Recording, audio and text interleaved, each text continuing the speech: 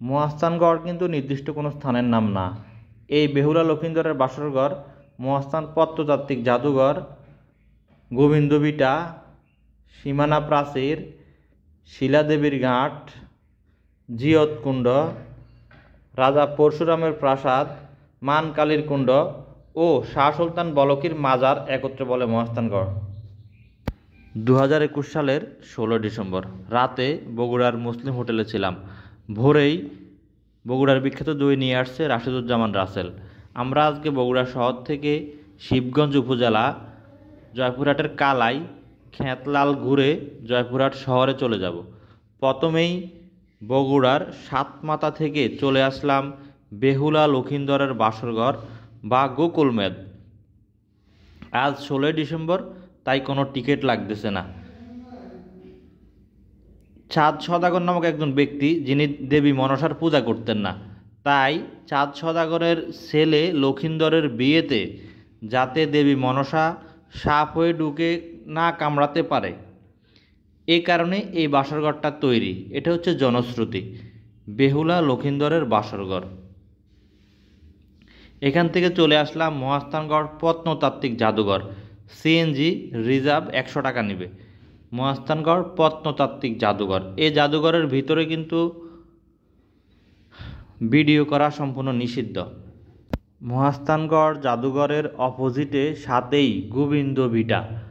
গোবিন্দ হিন্দুদের একজন দেবতা, মানে বিষ্ণুর ভিটা বা আবাস। যদিও এখানে বৈষ্ণব ধর্মের কোনো কিছুই পাওয়া যায়নি, তবুও এটা গোবিন্দ ভিটা নামে পরিচিত। আর এক্স্যাক্টলি মহাস্থানগড় বলতে এটাকেই আমরা বলতে পারি। এখানে চারপাশে ইটের গাঁথনি দেওয়া আছে, মানে এই গাঁথনি, এই সীমানা প্রাচীরের ভিতরেই মহাস্থানগড়ের বিভিন্ন স্থাপনা অবস্থিত। এই জাদুঘরের এখান থেকে 50 টাকা দিয়ে আসলাম মহাস্থান শিলাদেবী ঘাট। তারপর হচ্ছে জিয়তকুণ্ড। এখানে একটা কূপ আছে, এই যে এটা হচ্ছে জিয়তকুণ্ড বা জিয়তকূপ। পাশেই রাজা পরশুরামের প্রাসাদ। একজন হিন্দু রাজা ছিলেন রাজা পরশুরাম। যুদ্ধে যেসব সৈনিক মারা যেত, তিনি তার লাশগুলা এই কূপের মধ্যে ফেললে তারা জীবিত হয়ে উঠত, এমনটাই জনশ্রুতি রয়েছে। রাজা পরশুরামের প্রাসাদ, পাশেই হচ্ছে মান কালীর কুণ্ড। আর এখানে হিন্দু ধর্ম, মুসলিম ধর্ম ও জৈন ধর্ম, 3 ধর্মেরই নিদর্শন পাওয়া গেছে। তার পাশে শাহ সুলতান বলকি রহমতুল্লাহ এর মাজার। তিনি এই অঞ্চলে ইসলাম প্রতিষ্ঠার জন্য আসেন এবং এখানের রাজা পরশুরামের সাথে দ্বন্দ্ব হয়, যুদ্ধ হয়।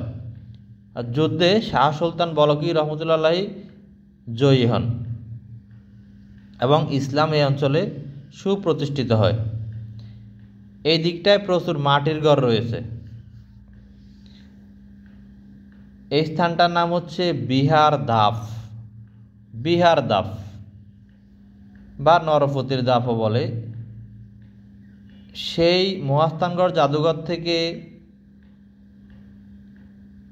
যাচ্ছি বাসু বিহার। এই যে আমরা চলে আসলাম বাসু বিহার। ভাড়া লাগছে 160 টাকা, আমরা কিন্তু 5 জন। এই বাসু বিহার এটাও কিন্তু অনেক প্রাচীন তৎকালীন একটা স্থাপনা। এখানেও বৌদ্ধ ধর্মের এবং হিন্দু ধর্মেরও নিদর্শন পাওয়া গেছে।